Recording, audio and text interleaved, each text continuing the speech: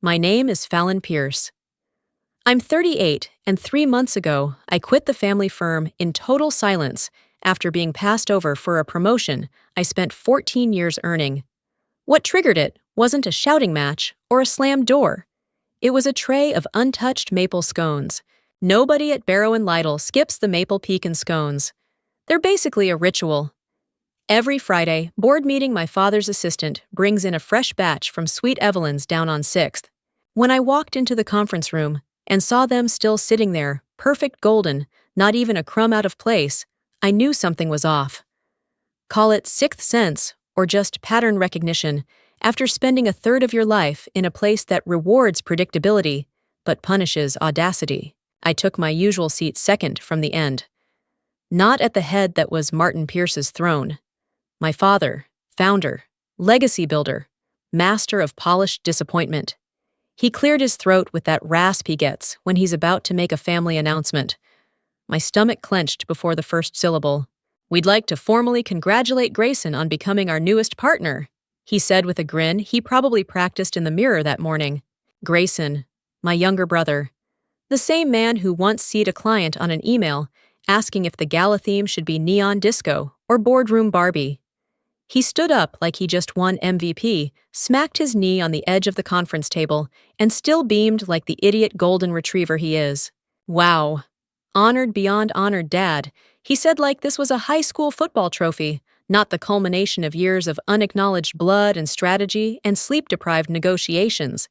The room clapped, politely, awkwardly, like everyone knew something sacred had just been cracked, but didn't want to make eye contact with the truth. I didn't speak. Not then. I stood, smoothed my blazer, walked over and offered Grayson my hand. He gripped it like it meant something, and I squeezed back just enough to make the bones in his fingers pop like stale pretzels. "Congrats, partner," I said low enough that only he and maybe my father could hear. "Hope you remember which clients you still owe apologies to." I stopped keeping the list after 20. His smile twitched. Good. Then I turned and walked out. No dramatics. No scenes. Just the soft, deliberate sound of my heels on marble tile. The same tile I'd walked across every late night and Sunday morning for the past 14 years. I passed the wall of framed awards by the elevator. 42 in total. My name appears on 33 of them. I paused just long enough to let the breath catch in my throat. Then I pressed the elevator button, not for B2, where the client archive lived, where my body would have gone by muscle memory, but for the lobby. Before I can continue my story, take a moment to like the video and subscribe, but only if you genuinely enjoy what I do here. And if you're up for it, drop your city and the current time in the comments. I love seeing where and when these stories land. Now dim the lights, maybe turn on a fan for that soft background hum, and let's ease into tonight's journey together. We always presented Barrow Lytle as a fortress of prestige and poise. Holiday cards featuring ivory fireplaces, annual reports designed like art books. From the outside, we looked like success dressed in tradition, but inside, it was rust dressed in ribbon. A family firm built on a myth where power passed through bloodlines instead of balance sheets. And I was the myth breaker, the outlier, the girl who never missed a client call even on Christmas Eve, the daughter who stayed invisible just long enough to become indispensable. Until that morning when maple scones went cold, and I realized I was disposable after all. The elevator doors opened, and I stepped into the lobby like I was stepping off a cliff, but calm. Controlled. I didn't rush. That would have given them too much. My father probably expected a dramatic exit. Some shattered mug, a screaming match, a tear-stained monologue about loyalty. But I was too tired for that. Rage burns fast. I needed something slower, colder, something that could last. Outside, the air smelled like warm pavement and car exhaust. I walked to my car with the same pace I used for client pitches, unshakable heels landing with the weight of finality. When I slid into the driver's seat, I didn't cry. I didn't call anyone. I just sat there staring at my neighbor's yard across the street, watching a squirrel try to fistfight a pink plastic flamingo. Somehow that made more sense than what had just happened. Inside my house was still. Too still.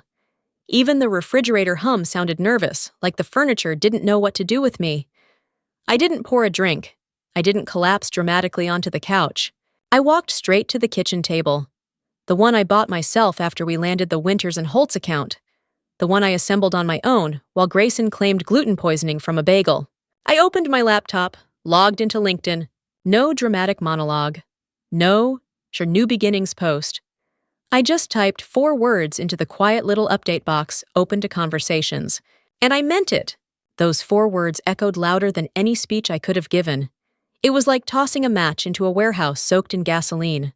Within 20 minutes, I had 5 connection requests and 2 messages from recruiters I hadn't spoken to in years. One even sent a virtual bouquet lilies and hydrangeas with the note, "Been waiting for this day." The validation should have felt sweet. It didn't. Not yet. It just felt surreal. Like my life had slipped into a parallel universe where the people who always ignored me suddenly remembered I existed. I changed into my "I'm fine, this is fine" sweatpants and reheated last night's Thai food. Sat at the kitchen counter and scrolled through the notifications like they belonged to someone else. Then the phone buzzed. A new message. Emily Cho, not a recruiter, not a cheerleader. She was the executive assistant to Dean Calder, CEO of Brennan Supply Chain Systems, our crown jewel client. A man who ended a $20 million deal once because someone said synergistic leverage unironically. Her message was short. "Is this a joke?" I stared at it. Emily doesn't joke. Her texts are typically timestamps, logistics, or surgical reminders about scheduled meetings. She's a machine with perfect posture and an uncanny ability to read rooms before they speak. That's when it hit me. They didn't tell anyone I'd left. Not Emily, not Dean, not Brennan. No announcement, no transition, no handover of accounts. They just let me disappear like a whisper into a storm.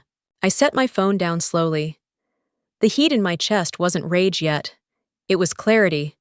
Cold, precise, like stepping into a room full of fog and finally seeing the exit sign blinking red in the distance. They wanted me gone, but quietly. No ripple, no echo, no narrative they couldn't control. Too bad. I poured myself a glass of Pinot Noir, leaned back in the chair, and looked out the window.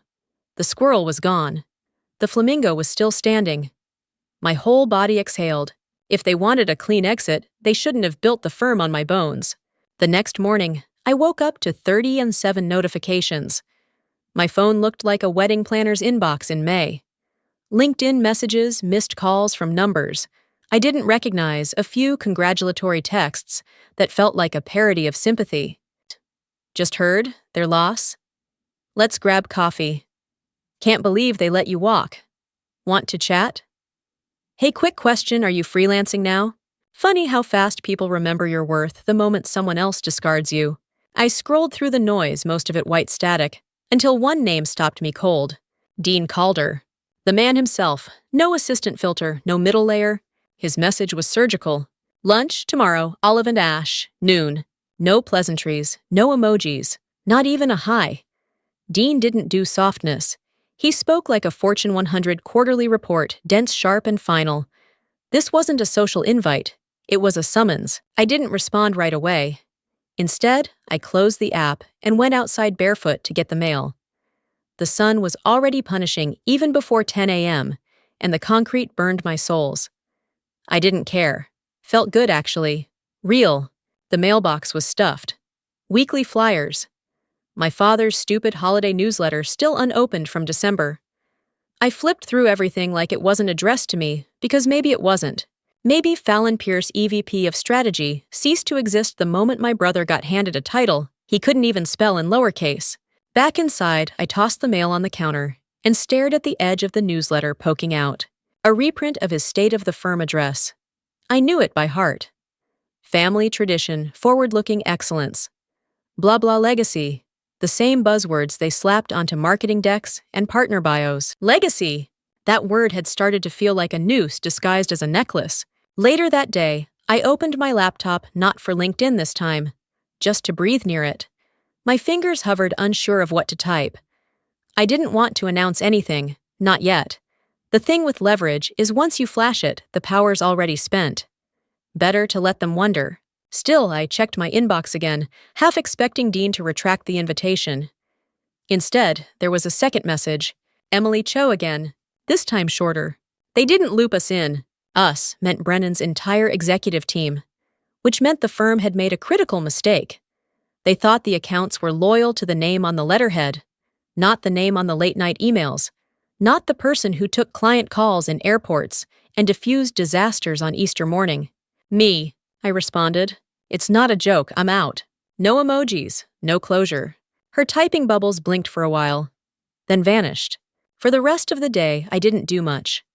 I cleaned out my spice drawer, threw away 3 bags of tea older than my niece, folded laundry while a podcast on asset protection played in the background like corporate white noise.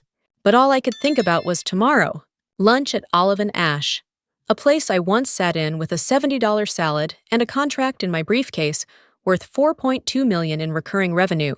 This time I'd bring nothing, because this time I wasn't negotiating for them. I was being invited as me.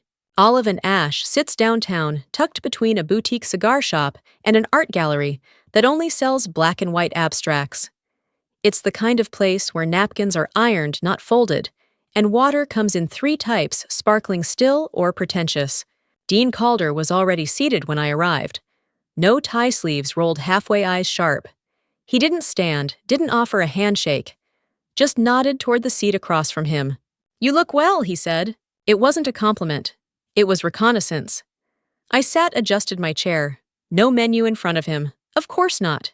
"I'm not here for a pitch," he said, brushing aside the untouched wine list like it offended him. "I'm here because I don't do business with clowns in tailored suits." He didn't even say Grayson's name, and somehow that hit harder. 5 minutes into our call yesterday, he went on, "Your brother opened with a fishing analogy and then asked if we had any brand synergy initiatives." I don't know what that means. I don't care what that means. I bit the inside of my cheek. Grayson had always been fluent in LinkedIn-ese. Strategy by vibes and branded buzzwords. It was only a matter of time before someone like Dean noticed. "We did business with Barrow and Lytle because of you, Fallon. Because you asked the right questions, cut through noise, and gave me truth in 2 sentences. I said nothing. Then he reached into his jacket and slid a folded paper across the table. I unfolded it. A term sheet. My name already typed at the top. Founding equity, salary, operating budget, 3 months of capital guaranteed. And then I saw the client list. Brennan, obviously, but also Norwich and Bray Lexmark Logistics and Harbinger Capital, all clients I had handled personally, all already expressing interest. Dean finally leaned back, watching me process. "Bring your brain," he said. "Bring your spine. We'll follow." I folded the paper slowly, letting the silence stretch. My hands didn't shake. Not because I wasn't overwhelmed, but because I had seen this moment in my head for years. Fantasized about it in rental cars and red-eye flights and midnight hotel rooms where I typed client briefs under the glow of a minibar lamp. Still, I didn't say yes. "Not yet. You're assuming others will follow," I said. Dean sipped his espresso black and brutal. "They already are." It didn't feel like an offer. It felt like a tide pulling me away from the shore I'd built, dragging me toward something I hadn't planned but already belonged to. I didn't reply. Not with words. I folded the term sheet and slid it into my purse. Dean took that as enough. When I stood to leave, he nodded again. Still no handshake. Not until the ink dried. He was old school that way. Outside, the heat was brutal. A construction crew jackhammered across the street, and the sun bounced off the glass tower windows like lasers. I stood on the curb and let it hit me full in the face. Dean wasn't offering salvation. He was offering clarity. A mirror. Proof that my value wasn't attached to a surname or a shared bloodline or a plaque on the wrong wall. That night, I opened the term sheet again at my desk, ran my fingers across the paper like it might vanish. I didn't open wine. I opened a new email account, blank, untitled, just a forwarding address. Then I opened a folder, one I hadn't touched in months, compliance logs, because if I was stepping into war, I needed to be certain I wasn't walking in unarmed. 1 week after lunch with Dean Calder, I signed, not with a flourish, not with champagne. Just a silver pen, heavy-weighted, like it knew it was doing something irreversible, and a crisp contract with my name in the header. Not Martin, not Grayson, Fallon. Fallon Directive, that's what we called it. Not Partners & Co., not some Latin phrase repackaged for elegance. Just my name and a word that meant momentum. I didn't want legacy. I wanted velocity, precision, choice. Dean handed me a glass of mineral water when it was done. No speech, no toast, just a nod.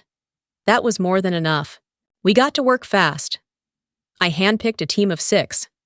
No nepotism. No boardroom poker buddies. Just skill. People who knew the difference between vision and vanity metrics. Analysts who didn't flinch at 2 a.m. calls. Designers who could rebrand a sinking ship in 48 hours without breaking. We worked out of a shared space in Austin for the first month. Stripped-down whiteboard filled half the desks still wobbly, but the energy got it pulsed.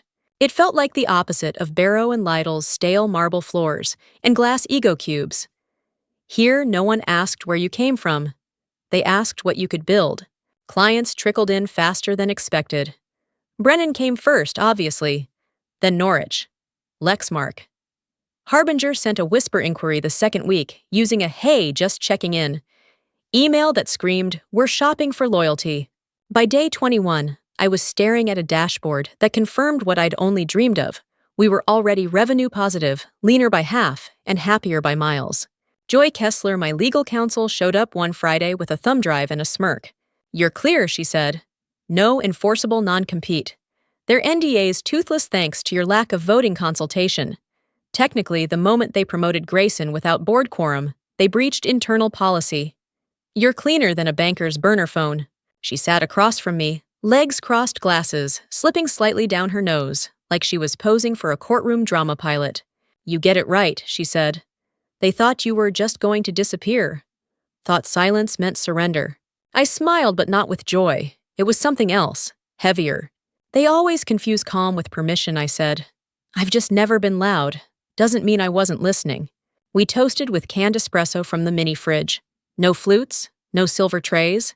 That afternoon, Evan Rivas, my former intern now VP at Norwich, sent me a message. "This is the most confident I've ever seen you. I hope they're sweating." I didn't reply. Not out of pride, but out of purpose. There was still one thing I hadn't done. I hadn't deleted my old Barrow and Lytle contacts yet. I opened my phone and went down the list. Names I used to text at midnight. Numbers I memorized before my own social security. Gone, gone, gone. When I got to Emily Cho, I paused. Added a star next to her name. Some people aren't meant to be cut. Some become anchors. Quiet, steady, unmoving when the current goes wild. That night, I opened my personal site and finally updated the title. Founder, CEO, strategist, not partner, not VP, not daughter of Martin Pierce. Just me. It started with a chill in my gut. That kind you get right before a car accident or a truth you can't unhear. I was going through old Barrow and Lytle archives to prep Fallon Directive's onboarding kits. Clean transitions, smart handoffs, smooth onboarding. My brain was in checklist mode. Until I opened a file I knew I never touched. Lexmark's compliance memo. An amended version, supposedly updated 2 weeks after I left. Only, it had my signature on it, and not just a pasted PNG. It looked real scanned, nested into the document like it belonged. Except I never signed it, never even saw it. And there it was, stamped with my name, the scrawl of my usual sharp F. Only wrong, off. The curve looped too far, the end squished like a bad copy. My stomach dropped slow and sharp, like realizing the elevator you're in is falling and there's no emergency stop. I ran the metadata. Document origin Grayson's user account. Timestamped at 11:06 a.m. On a Thursday, I know I was in Austin because I'd posted a photo of tacos and the new office whiteboard. Sloppy, stupid, dangerous. He forged me. To save face, to patch a deadline. To pretend I was still cleaning up his messes like always. I didn't scream. I didn't even swear. I just stared at the screen and felt something inside me calcify. Not rage. That burned hot and fast. This was colder, like poured concrete settling in my chest. This wasn't just a screw-up. This was a crime. Real consequences. SEC-level consequences. I called Joy. Her voice was calm, surgical. "Send me the file. I want the original, the modified, and the metadata export. No commentary, just raw." She called me back less than 2 hours later. "He's an idiot," she said. "A truly reckless idiot. And you're lucky. This is exactly what boards bury people for." I laughed. I thought that's what they promoted them for. Not when exposure is traceable, she said. And this is traceable. I leaned back in my chair. The sun was coming in through the office windows, bright but cold, the kind of autumn light that casts everything in sharp relief. I looked around at the space I'd built: 3 desks, 2 interns, 1 dry erase board, filled with pipeline drafts and post-it dreams. It felt real. It felt earned. And I wasn't about to let that get smeared by my brother's pathetic attempt to wield power he didn't understand. I didn't go public. I didn't call the press or send a flaming email to Barrow and Lytle's partners. I opened that anonymous email account again, attached the memo, the version history, the signature comparison, added 1 sentence. Internal audit recommended. No signature, no drama, let the machine eat itself. By the end of the week, Barrow and Lytle's legal team had initiated a confidential integrity review. I didn't need to press charges. I just needed to let the doubt bloom. In firms like that, trust doesn't implode, it seeps like mold in marble. And Grayson, he just punctured the facade wide open. The Edge Summit wasn't just a conference. It was a 3-day court of prestige wrapped in lanyards and catered dinners. The kind of place where legacy firms gather to politely sharpen knives behind panel discussions on disruptive resilience. I'd attended once before, back when my name was buried 3 tiers down on the attendee list under strategic operations. I sat through lectures on future-proofing from men who couldn't log into Dropbox without an assistant. This time I wasn't attending. I was the closing keynote. When the event program was posted online, there it was: closing speaker, Fallon Pierce founder and CEO, Fallon Directive. Just 2 lines under Legacy Award, honoree, Barrow and Lytle, presented to Martin and Grayson Pierce. If I had to guess, they thought I wouldn't show. Or maybe they thought I'd show and flinch. Either way, they'd underestimated me. Again, I arrived through the back entrance. No press line, no badge table. Just a sleek elevator and a hotel staffer who recognized my name with a slight nod and the words, "They've been expecting you." I stood in the wings during dessert. Table 4 direct center was reserved for Barrow and Lytle. My father looked just as he always did at events like this. Burgundy tie, navy suit. Grayson sat beside him, fidgeting, wearing his legacy like a badge, and a burden at the same time. He kept checking his watch, completely unaware that time had already left him behind. When the host called my name, the room shifted like a school of fish. Chairs turned, heads snapped. Some soft gasps slipped between nervous claps. I took the stage slowly, letting the carpet absorb the weight of my steps. I didn't smile. I didn't wave. I gripped the mic with steady fingers and said, "I want to talk about vision. Not the kind you list on a pitch deck. The kind that gets edited out of credit slides, buried in boardrooms, dismissed until someone else gets promoted for it." The room hushed like it knew what was coming.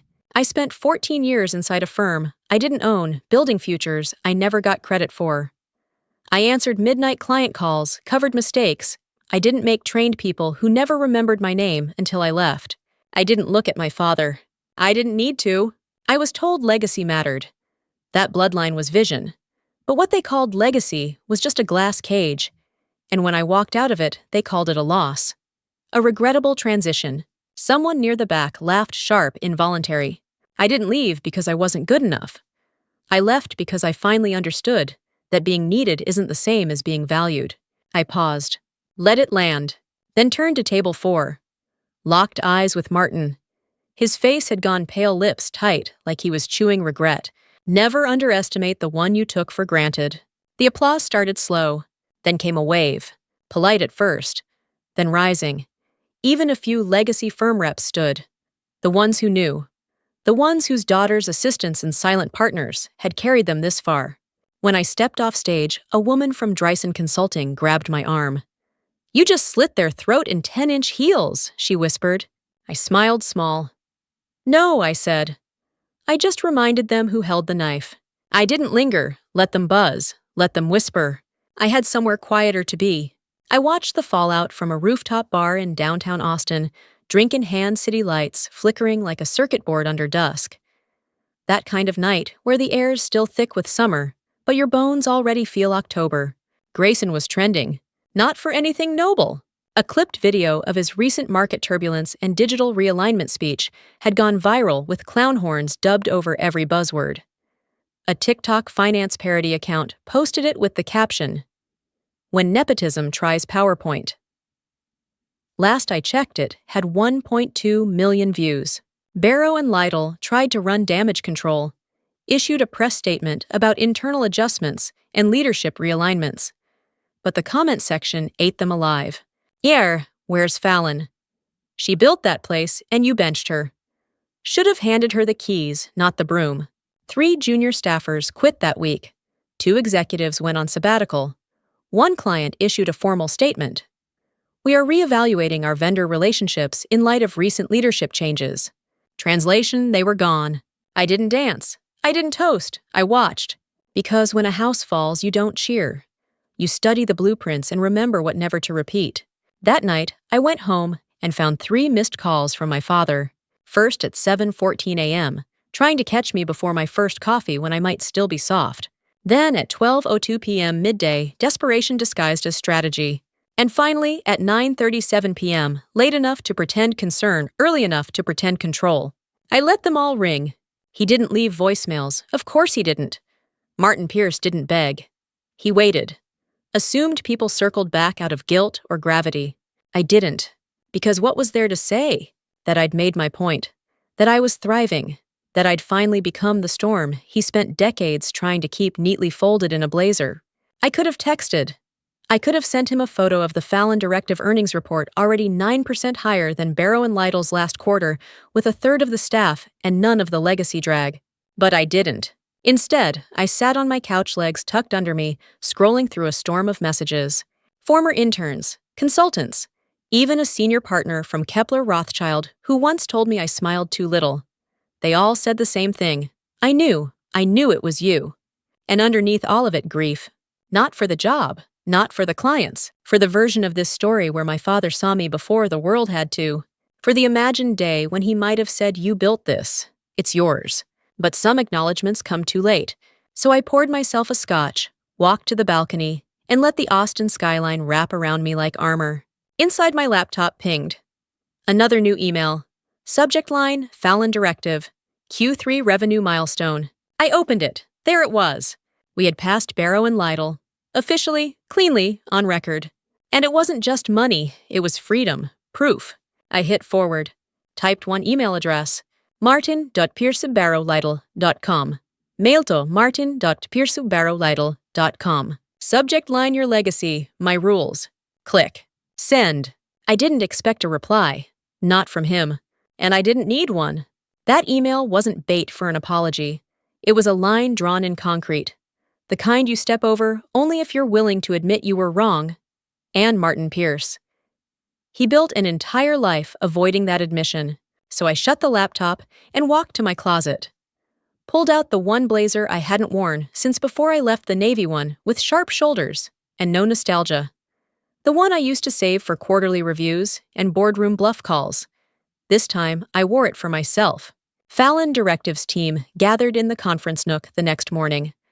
Our little space still smelled like new paint and printer toner, but the energy in that room, it hummed like momentum. We sat around a table covered in coffee rings and open laptops. Joy had joined remotely, already prepping our next M&A rescue project. Evan had brought bagels, gluten-free ones, just for show since no one here actually asked for them.